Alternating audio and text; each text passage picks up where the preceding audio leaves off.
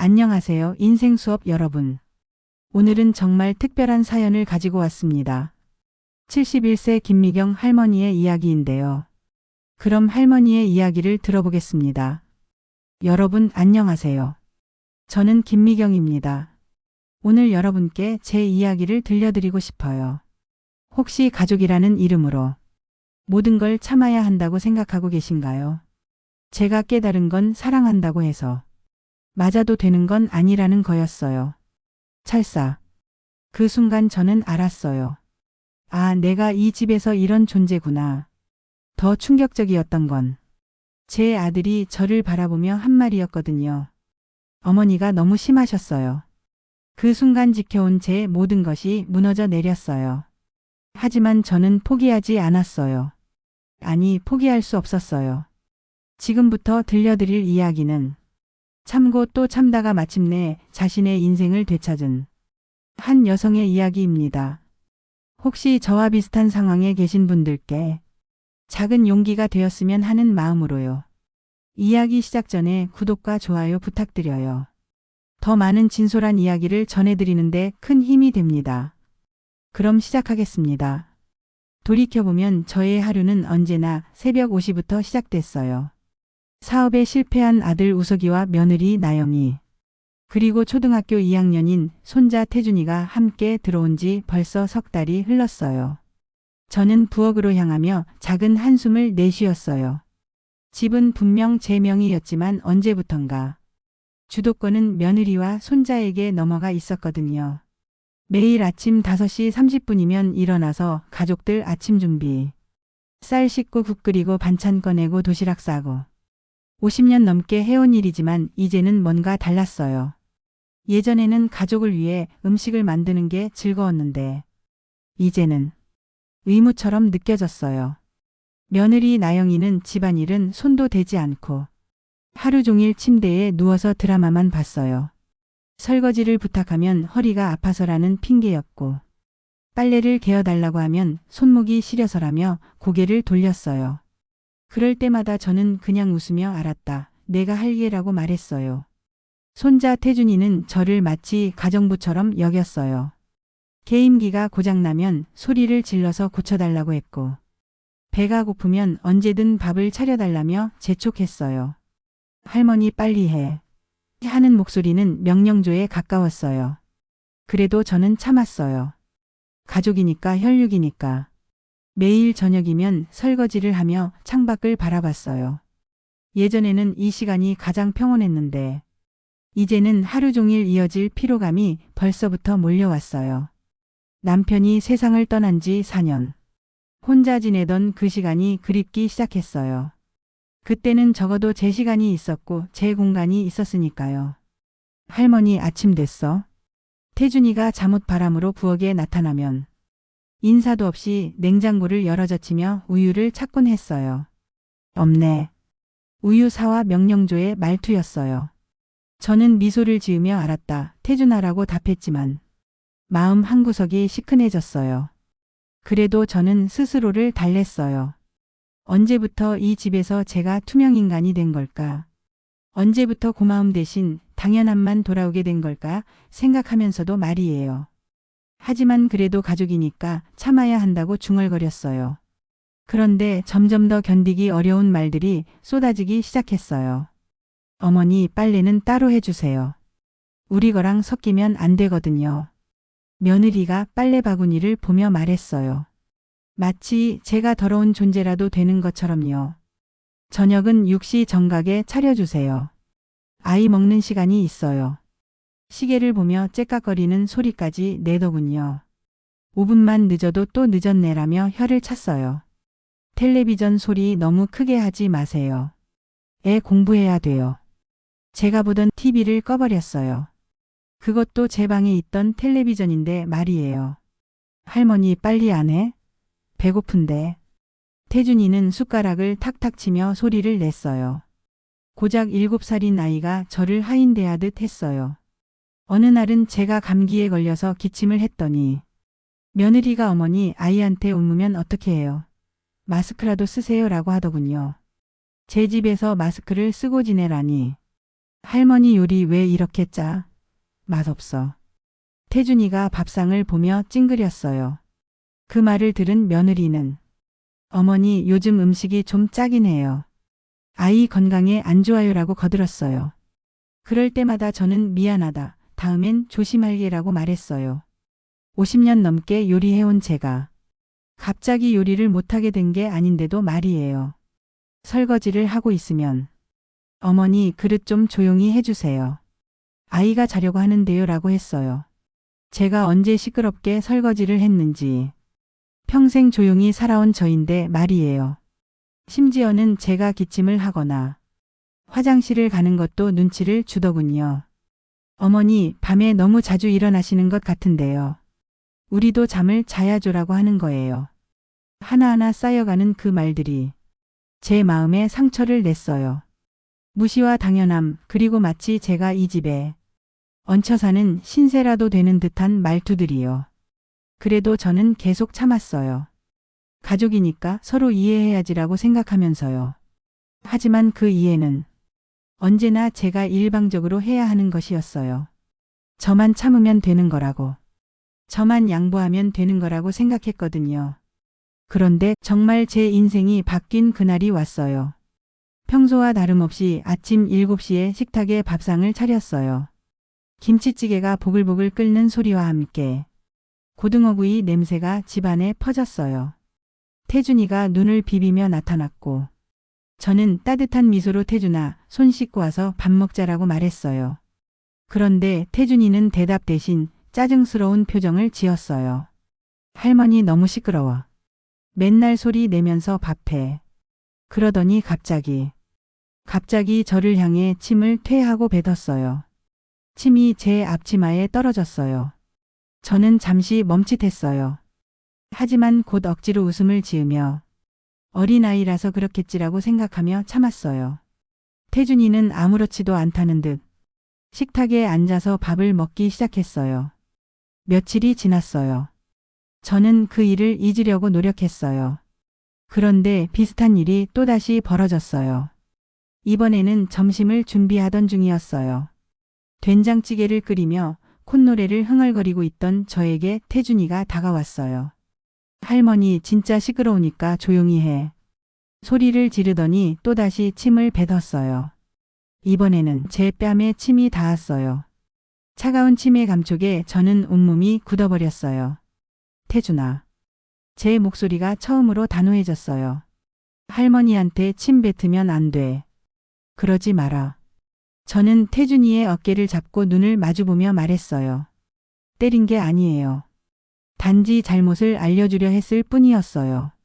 그런데 이 장면을 본 며느리 나영이가 방에서 벌떡 일어나 나왔어요. 머리는 헝클어져 있었고 얼굴에는 화가 가득했어요. 어머니 지금 뭐 하시는 거예요? 태준이가 제 뺨에 침을 뱉어서 감히 내 자식을 때렸어요. 나영이의 목소리는 날카로웠어요. 제가 해명하려 했지만 들으려 하지 않았어요. 어머니가 아무리 나이가 많으셔도 내 자식을 때릴 권리는 없어요. 그러더니 며느리가 갑자기 제 뺨을 때렸어요. 찰싹. 소리가 집안에 울려 퍼졌어요. 저는 뺨을 움켜쥐고 며느리를 바라봤어요. 믿을 수 없다는 표정이었어요. 경찰에 신고할 거예요. 아동학대로요. 며느리가 휴대폰을 꺼내며 소리쳤어요. 요즘 세상에 손주를 때리는 할머니가 어디 있어요? 이건 명백한 학대라고요. 저는 아무 말도 할 수 없었어요. 뺨이 화끈거렸고 마음은 더욱 아팠어요. 제가 뭘 잘못했는지 알 수 없었어요. 단지 손주가 할머니에게 침을 뱉는 게 잘못됐다고 말한 것뿐인데 이런 일이 벌어진 거였어요. 그런데 진짜 충격은 그 다음이었어요. 늦게 들어온 아들 우석에게 이 일을 말했더니 어머니가 아이한테 너무 심하셨어요. 애도의 나름이잖아요. 요즘 시대에 그렇게 훈육하면 안 돼요. 제 가슴에 뭔가가 툭 하고 떨어지는 느낌이었어요. 아들마저 저를 탓하고 있었던 거예요. 며느리가 제 뺨을 때린 것에 대해서는 한마디 언급도 없었어요. 오히려 제가 잘못했다는 식으로 말하고 있었어요. 그날 밤 저는 잠들 수 없었어요. 침실에 누워 천장을 바라보며 하루 종일 일어났던 일들을 되새겼어요. 저를 아동학대범으로 신고한 며느리. 그리고 그 모든 과정에서 침묵했던 아들의 모습이 계속 떠올랐어요. 며느리의 신고는 농담이 아니었어요. 이틀 뒤 관할 주민센터에 아동보호전문기관에서 연락이 왔어요. 아동학대 신고가 접수되어 조사를 진행하겠다는 차가운 목소리였어요. 조사가 진행되면서 더 충격적인 사실들이 드러났어요. 손자 준이가 학교에서 다른 아이들에게 자주 화를 내고 욕설을 사용한다는 것. 그리고 선생님께 우리 아빠가 맨날 그렇게 말한다고 한 적이 여러 번 있다는 것이었어요. 이웃들도 집에서 큰 소리로 아이를 꾸짖는 소리를 자주 들었다고 증언했어요. 생각해보니 아들 우석이가 스트레스를 받을 때면 태준이에게 소리를 지르는 일이 많았어요. 야, 이 새끼야 하며 욕설을 섞어가며 화를 내는 모습을 여러 번 봤어요. 며느리 나영이도 태준이가 무엇을 요구하면 짜증스러운 표정으로 알았다니까 시끄럽게 하며 소리치곤 했어요. 조사 결과는 충격적이었어요. 정서적 방임과 언어폭력이 아들 부부에게서 꾸준히 이루어졌다는 것이었어요.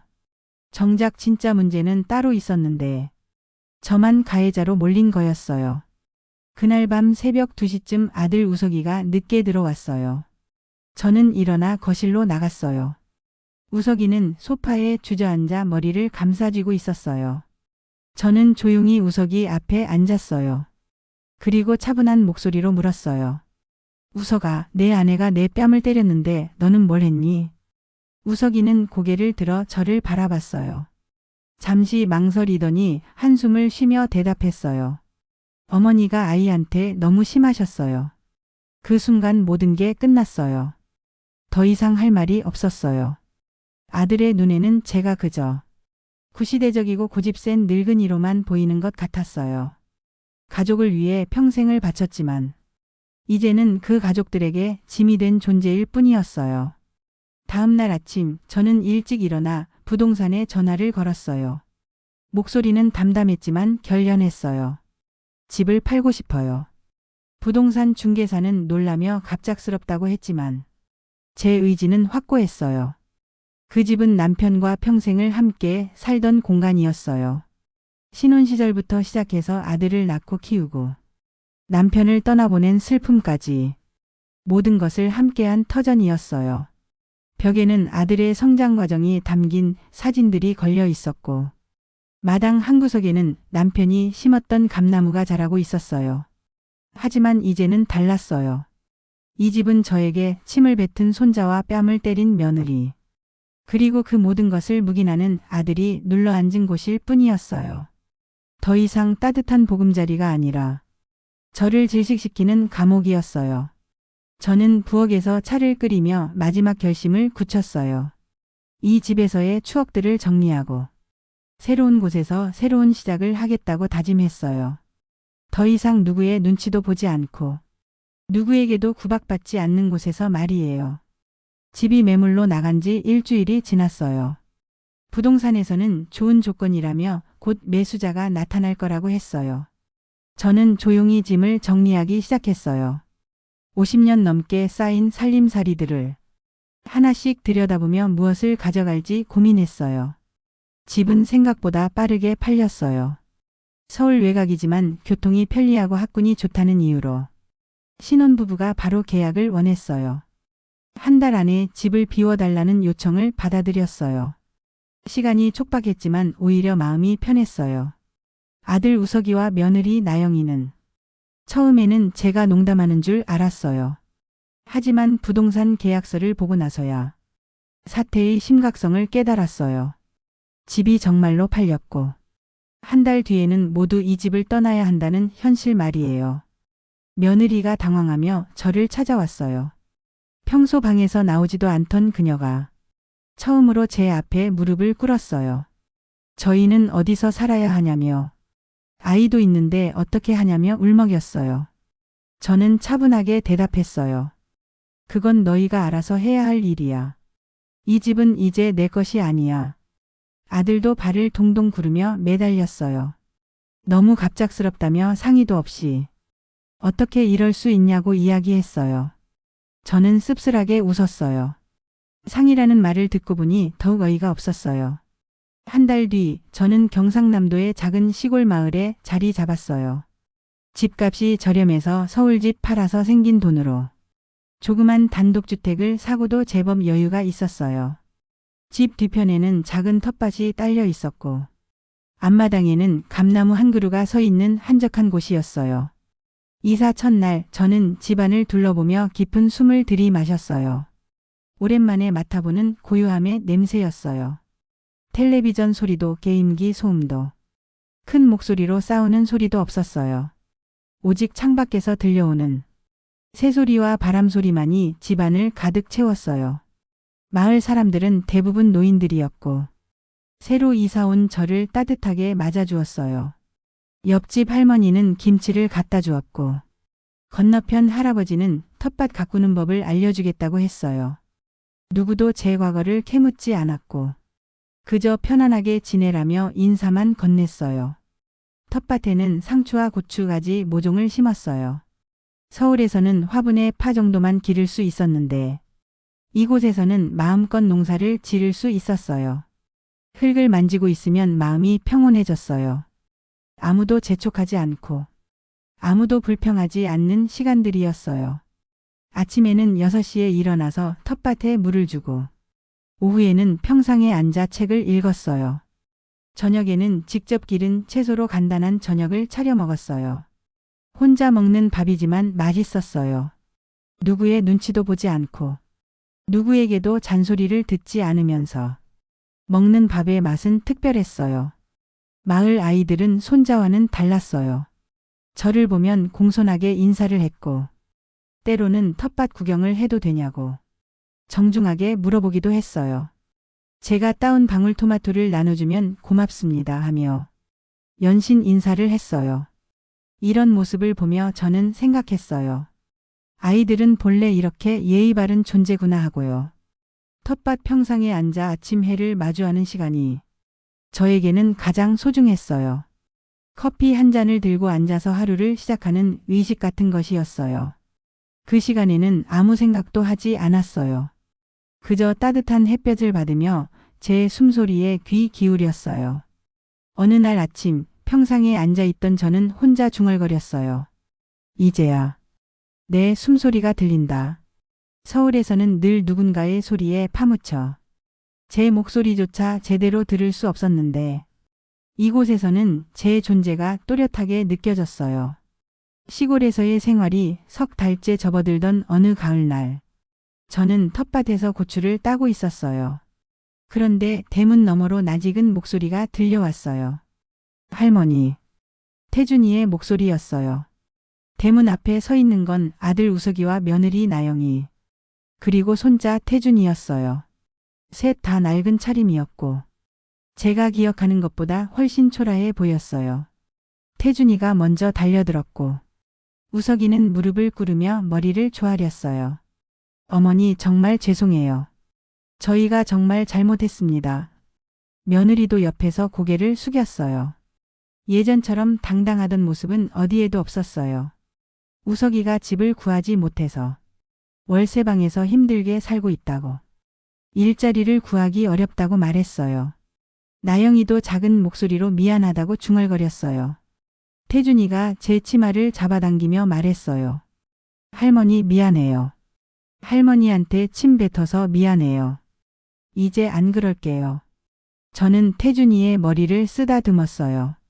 아이는 여전히 사랑스러웠지만 예전과는 다른 감정이었어요. 책임감이나 의무감이 아닌 그저 한 아이에 대한 연민 같은 것이었어요. 우석이가 간절하게 다시 함께 살자고. 이번에는 정말 잘하겠다고 말했어요. 나영이도 고개를 끄덕이며 동조했어요. 하지만 제 대답은 단호했어요. 이미 늦었어. 난 이제 혼자 사는 게 좋아. 너희도 너희 인생을 살아라. 우석이가 더 매달렸지만 저는 흔들리지 않았어요. 그리고 마지막으로 분명하게 말했어요. 다시는 나를 가족으로 생각하지 말아라. 난 이제 너의 엄마가 아니야. 이 말을 듣고 우석이와 나영이는 멍한 표정이 되었고 태준이도 울음을 터뜨렸어요. 하지만 저는 돌아서서 집 안으로 들어가 조용히 문을 닫았어요. 창문 너머로 한참 동안 우는 소리와 부르는 소리가 들렸지만 저는 부엌에 앉아서 차를 끓였어요. 마음이 아프지 않은 건 아니었지만 후회는 없었어요. 해가 지고 나서야 집 앞이 조용해졌어요. 저는 텃밭에서 미처 따지 못한 고추를 마저 땄어요. 그리고 평상에 앉아 저녁 노을을 바라봤어요. 71년을 살면서 처음으로 제 인생이 온전히 저만의 것이 되었어요. 가족이라는 이름으로 모든 것을 참을 필요 없다는 걸 깨달았거든요. 희생만이 사랑은 아니라는 것도요. 이제 저는 아침마다 제가 원하는 시간에 일어나요. 제가 먹고 싶은 음식을 해 먹고 제가 보고 싶은 프로그램을 봐요. 제가 만나고 싶은 사람들과 시간을 보내죠. 여러분, 가족이라고 해서 모든 걸 참을 필요는 없어요. 여러분도 충분히 존중받을 자격이 있어요. 여러분의 인생도 소중해요. 혹시 저와 비슷한 상황에 계신 분이 있다면 용기를 내시길 바래요. 늦었다고 생각할 때가 가장 빠른 때라고 하잖아요. 이제부터는 저를 위해 살 거예요. 그리고 그게 전혀 이기적이지 않다는 걸 알아요. 여러분도 여러분만의 자유를 찾으시길 바랍니다. 여러분이라면 어떻게 하셨을까요? 혹시 비슷한 경험이 있으셨나요? 여러분의 용기 있는 선택을 댓글로 들려주세요. 지금이 바로 당신 인생의 새로운 시작점일지도 모릅니다. 이 영상이 누군가에게 작은 용기가 되길 바랍니다. 제 긴 이야기 들어주셔서 감사합니다. 좋아요와 구독 꼭 부탁드리고 댓글로도 여러분의 이야기를 들려주세요.